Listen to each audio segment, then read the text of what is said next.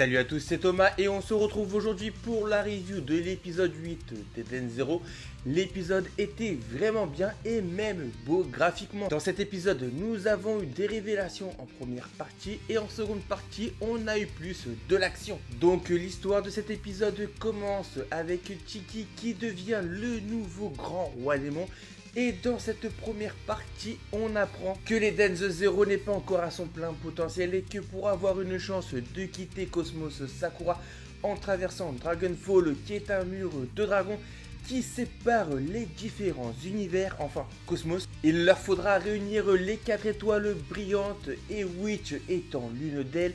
Il ne leur reste plus que 3 encore à trouver. Du coup, leur mission principale avant de pouvoir quitter Cosmos Sakura et avoir une chance de trouver Mother va être de réunir toutes les étoiles brillantes. La première étoile brillante que nos héros vont chercher va être Sista, qui semble être à Blue Garden d'après les informations que détient Witch. Toute cette première partie sur l'Eden Zero est vraiment bien, c'est assez calme.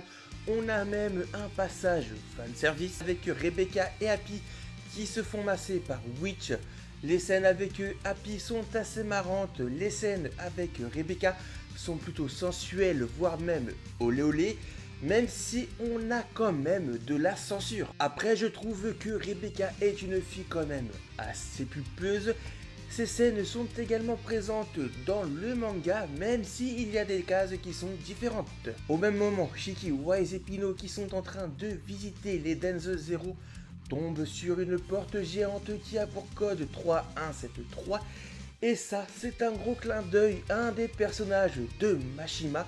Car si vous retournez les chiffres, vous trouvez le nom de Ellie et il s'agit d'un personnage de Rave Master. Du coup, Wise va essayer d'ouvrir la porte avec son Makina Maker, mais c'est impossible. Car comme l'a dit Witch, qui a des oreilles partout dans le vaisseau, il y a besoin des 4 étoiles brillantes pour ouvrir cette porte, qui est le secret de l'Eden Zero. Cette scène également était sympa vu que Witch, qui entend toutes les conversations dans le vaisseau, va dire à nos héros de ne pas faire attention à elle, vu qu'elle n'est qu'une chose.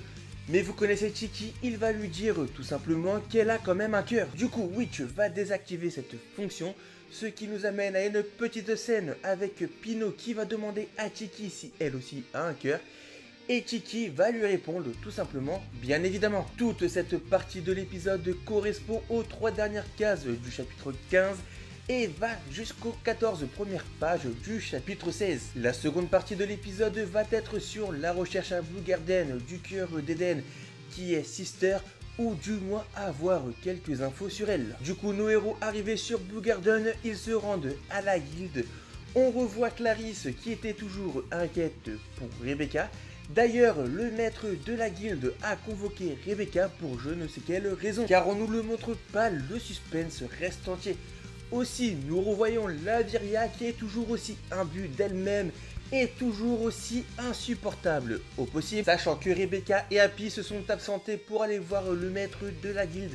Chiki et Pino en profitent pour aller vadrouiller dans Blue Garden. Quand à un moment de sa promenade avec Pino, Chiki vient au secours de Laviria qui est en train de se faire agresser par un mystérieux personnage ninja qui est employé pour enlever les bicubeuses pour le compte d'un malfrat de Gilst qui collectionne les bicubeuses. Ce qui nous amène à une bonne scène d'action avec un combat qui oppose 2 utilisateurs d'Ether Gear. Car ce mystérieux ninja qui a 60% de son corps qui est robotisé utilise un Ether Gear devant. D'ailleurs, ce mystérieux ninja s'appelle Jin.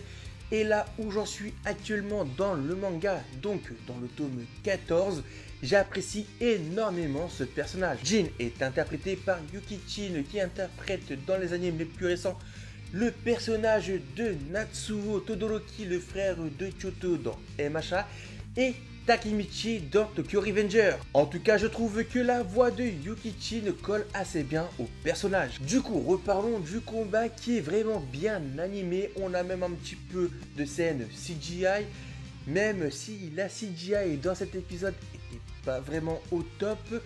Mais l'animation était vraiment fluide et très dynamique. D'ailleurs, pendant le combat, on va avoir un passage avec Laviria qui va en profiter pour enregistrer le combat pour engendrer un maximum de vues. Le combat entre Tiki et Jin se voit interrompu par un appel qui donne l'ordre à Jin de rentrer de sa mission. Et ce dernier va dire à Tiki que s'il veut encore le réaffronter, il n'a qu'à se rendre sur Gilst. Tiki, qui est revenu à la guilde, trouve bizarre que Rebecca n'est toujours pas revenue de son entretien avec le maître de la guilde.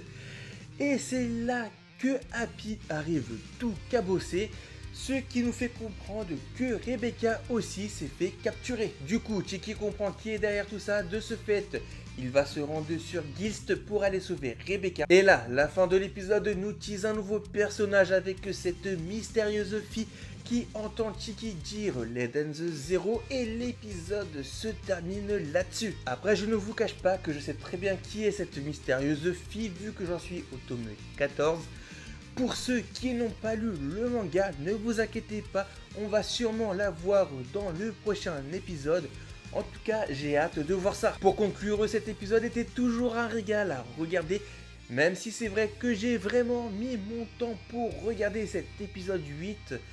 Après, faute de temps, vu que j'ai repris le travail à plein temps. L'animation était au top, même si c'est vrai que la CGI était pas forcément folle dans cet épisode. Mais ça ne gâche pas l'animation que l'on a eue durant cet épisode. D'ailleurs, je trouve que l'aspect graphique de cet anime lui va vraiment très bien. La bande son durant l'épisode était vraiment géniale. On a un thème qui revient assez souvent, celui de Letter Gear, et je commence vraiment à l'apprécier. Du coup, pour ceux qui ne savent pas qui est cette mystérieuse fille s'appelle Omura. Et vous inquiétez pas, elle est vraiment incroyable. D'ailleurs, Omura est interprétée par Chiki Aoki, qui interprétait Mayuko Nise dans Sky High Survival, qui est disponible sur Netflix. Voilà, c'était ma review de l'épisode 8 d'Eden Zero. Si vous avez aimé la vidéo, je compte sur vous pour liker et partager la vidéo au maximum. Donnez-moi votre avis sur cet épisode dans les commentaires. N'oubliez pas de venir me follow sur Twitter et surtout de vous abonner à la chaîne YouTube si ce n'est pas déjà fait, en activant bien la cloche des notifications pour ne manquer aucune prochaine vidéo. Sur ce, c'était Thomas, je vous dis à très vite pour une prochaine vidéo et d'ici là, matane!